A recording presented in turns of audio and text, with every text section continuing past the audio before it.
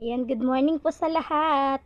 Ito na po yung mga nabili ko sa perang ipinadala po ni Sir 60 Place. Ayan po, ang nabili ko po ay hotdog, tsaka mga sardinas, ano ba yung isa na yan?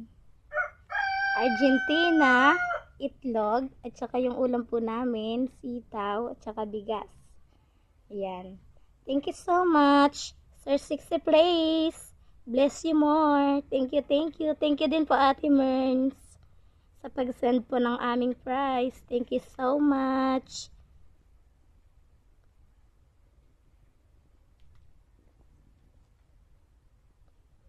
Thank you so much. Much love, Sir 60.